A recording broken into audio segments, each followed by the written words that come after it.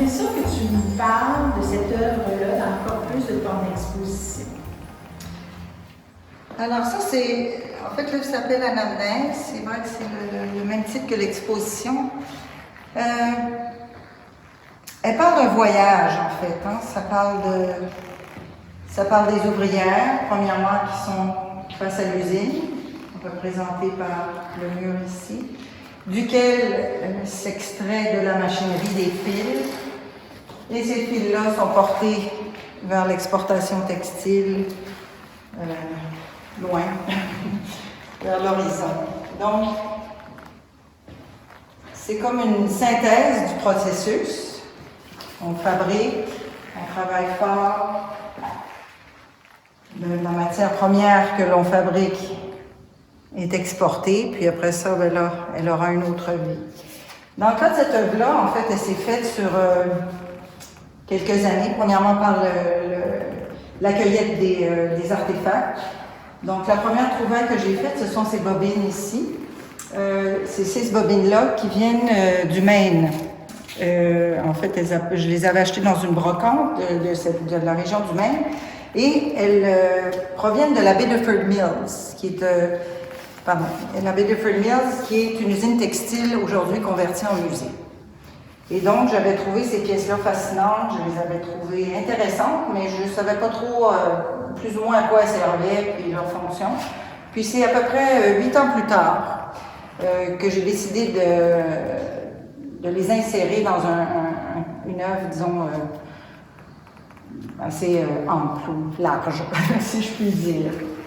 Donc, je suis ressortie ces bobines-là, puis j'ai décidé, c'est ça, là, de les amener un peu plus loin avec les navettes. Donc, j'avais travaillé aussi avec José Bourgoin dans un séminaire de création qui s'appelle K18, où on avait travaillé à partir j'avais fait quelques œuvres avec des petites navettes, puis cet objet-là m'avait vraiment interpellée. Donc, pour cette œuvre-ci, José a fabriqué les voiles et les mâts parce que je voulais créer une flotte complète. Là, il y a presque une trentaine de navettes. Et c'est vraiment un objet à la fois, c'est-à-dire la quête de chaque navette de tissage. Ce sont des objets rares ou enfin difficiles à trouver. Donc, ce processus-là qui est lent me met dans une espèce d'état de création un peu particulier, finalement. Puis là vient le moment où tout ça s'assemble, il y a une espèce de... l'ensemble se tisse de plus en plus serré, puis là, ça devient vraiment excitant. Donc, je suis tombée sur un lot aussi de moules de chaussures qui était vendu par une personne. Donc, ça aussi, ça m'a bien interpellée parce que pour moi, ça symbolisait les ouvrières parfaitement. Et donc, j'ai intégré ça avec les bobines et tout en cherchant à avancer l'œuvre, compléter l'œuvre. À un moment donné, je suis tombée sur cette petite sculpture,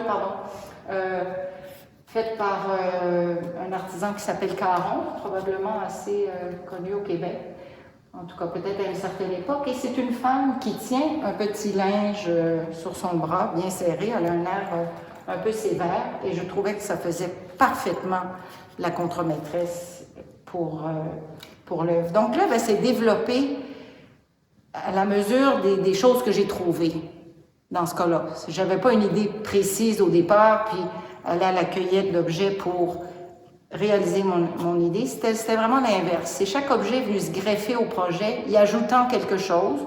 Puis à un moment donné, c'est ça, c'était complet. Puis j'avais dit ce que je voulais dire avec ma flotte, puis mes petits bateaux. Donc après ça, là, il y avait le travail de finition, puis tout ça, de mettre ça en place. Puis ça, c'est toujours, ça fait toujours, c'est la partie plaisante aussi, là, on fignole, on peaufine.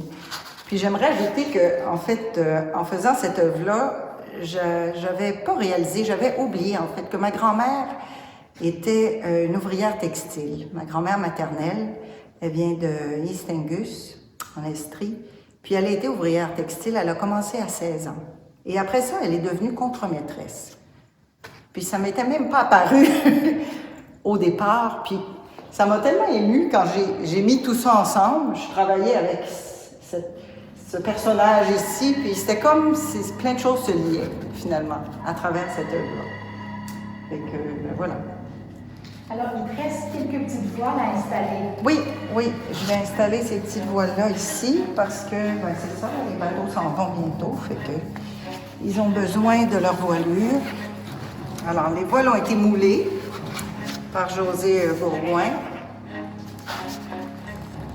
On a choisi des essences de bois différentes aussi pour les mâts, parce que les navettes sont faites en essence de bois très, très variées. Alors, je trouvais ça intéressant de mélanger, là, comme on voit les mâts, il y a des mâts de plusieurs couleurs, des voiles de différentes couleurs. Alors, ça complète bien l'ensemble. Puis il y a vraiment un bel élan dans ces voiles-là. Là, c'est formidable comme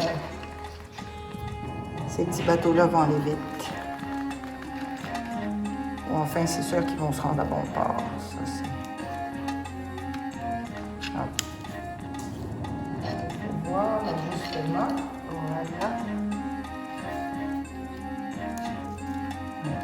Je me suis bien amusée à jouer avec toutes ces voiles et ces bateaux.